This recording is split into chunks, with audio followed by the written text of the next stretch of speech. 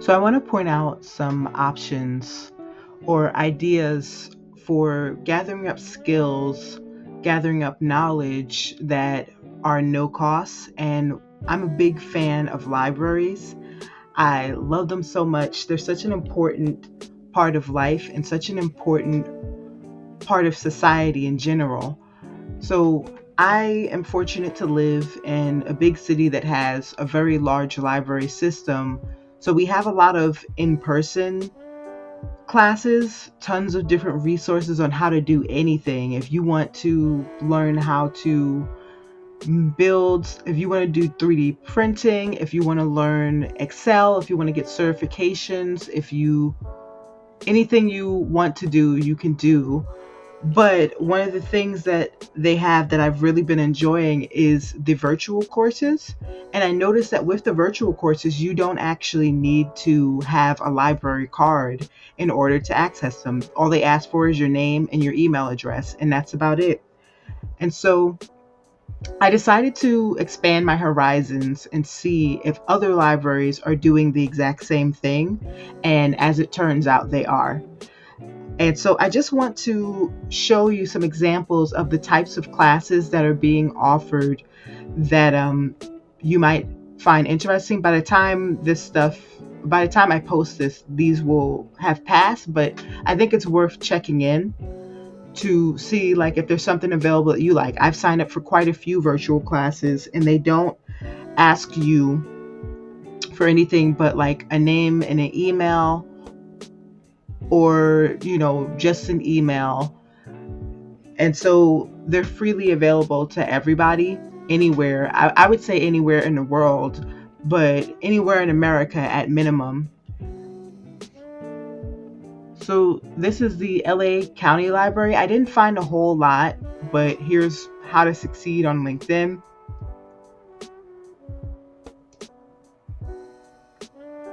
I haven't clicked this registration just yet, but this is generally okay. So this looks like exactly what it is. So exactly what the other websites are like. Your first name, your last name, your email address are the only things required. You don't have to put in your city. You don't have to put in your zip code.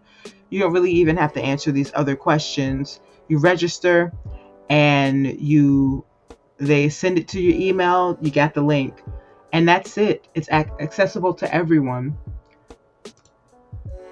So what I did to get the libraries that I'm going to be showing you is I went to Wikipedia. And I just searched for like biggest libraries in the US. And I chose those because usually the larger libraries have more programs, they have more funding. And so it's good to take a look. This is the Hawaiian State Library. Now I found this website a little bit harder to find the courses. So I didn't go too deep into it, but there's something, it is also fun to see like what the different libraries offer. So like this library offers ukulele lending, which that's fun. It's very much about Hawaiian culture. I was looking at the Hawaiian quilt patterns,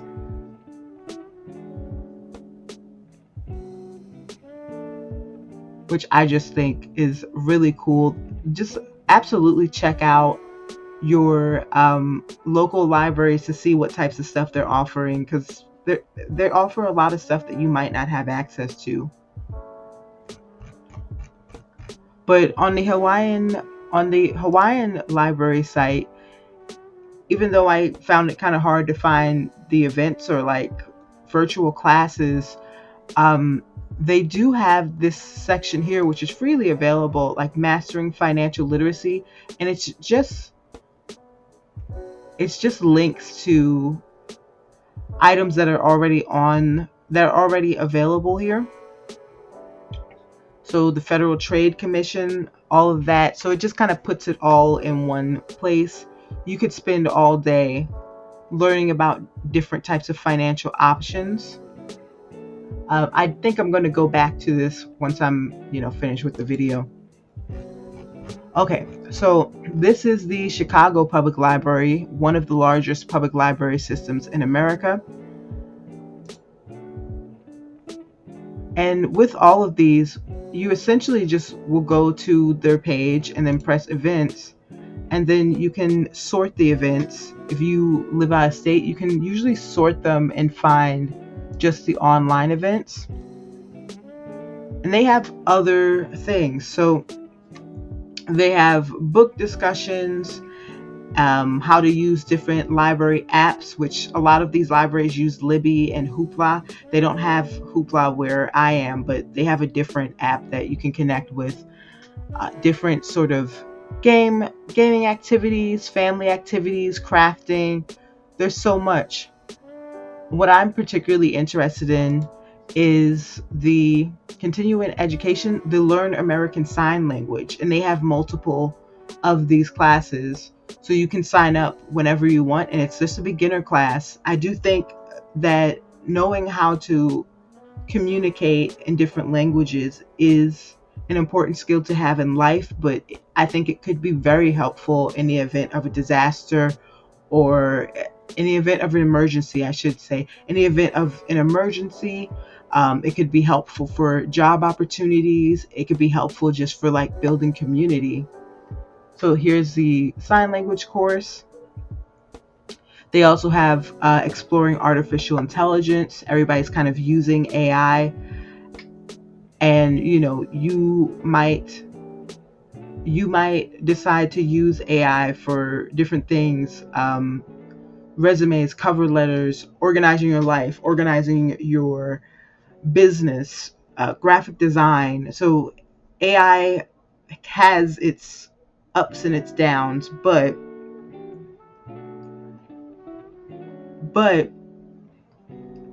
I think that it is still a useful tool when used responsibly. And I've used it for a couple of things, and it's really helped me out. And this is the Los Angeles Public Library. They also have a couple of different options. They have writing classes. They also have a free legal clinic where you can speak to an attorney for free. But I don't think I would use this option.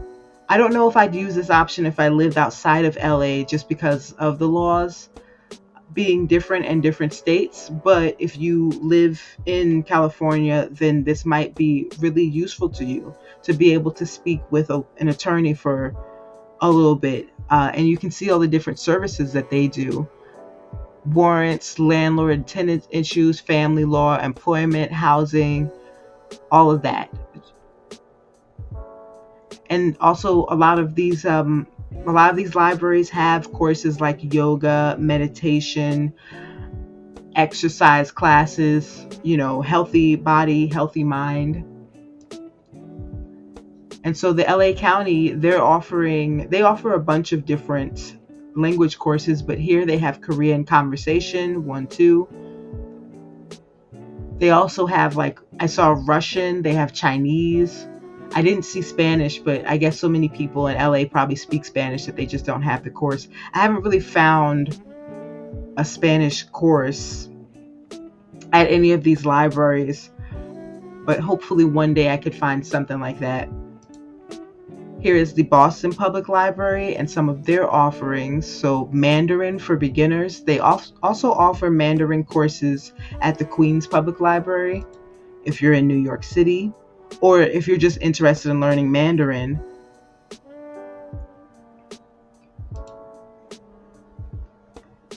And here is maximizing your benefits, so retirement planning, and I believe, okay, and one about debt too. So these different courses, and like I said, you don't have to, you can press register, and you don't have to give much more than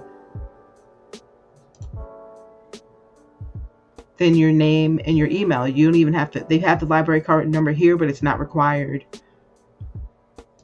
So this is actually one of the most interesting. This is Mid-Continent Public Library. And I think that this is a really interesting library because they actually have like different classes on growing different herbs and vegetables. So this one is just about publishing a children's book. But here they have this class which is called Growing and Using Herbs as a Zoom course. And then they have one on copyright basics. This is the Cincinnati Public Library. And they're offering Careers 101, Need a Resume. They also do cover letter classes as well as interview classes. So they can take you from creating your cover letter, creating your resume, and interviewing, finding the jobs, everything that you need. And this is the Brooklyn Public Library.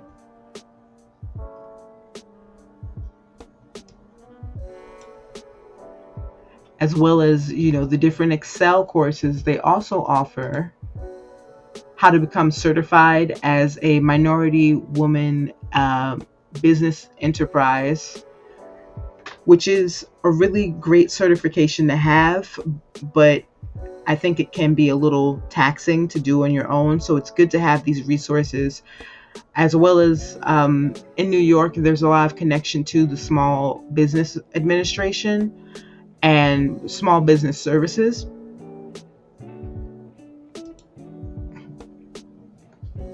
And this is called Virtual Stop the Bleed. So it's a first aid course for, emergencies where there's bleeding involved.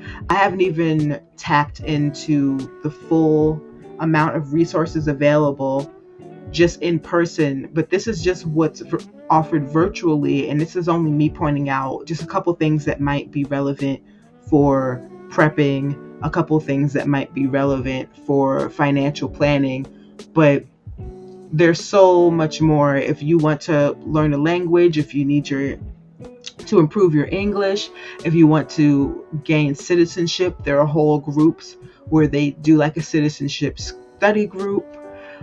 There's even, I saw like an anti-fascist book club at the New York Public Library, so I'm going to check that out as well.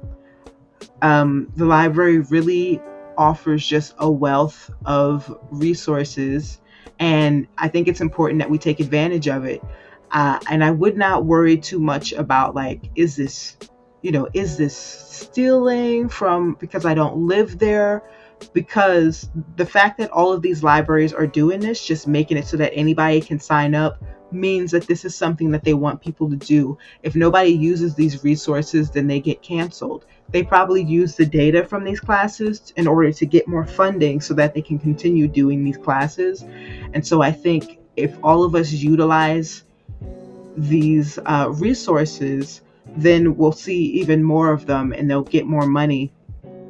So I think that the library is one of my favorite places. Sometimes I get a little choked up when I think about like how many things they give people access to, and it's all for free. Maybe you paid for it with your tax dollars, but it's just such a wonderful resource. I'm very lucky to have a very massive public library system. I really technically have 3 public library systems, but we've got the biggest library in all of America, a library system in all of America. And I haven't even like scratched the surface of all the things that are available. I 100% recommend checking in to these different libraries, checking into your library, and utilizing these resources. Let's get our skills up and get our personal finance together, and utilize all of these resources that our tax dollars are paying for,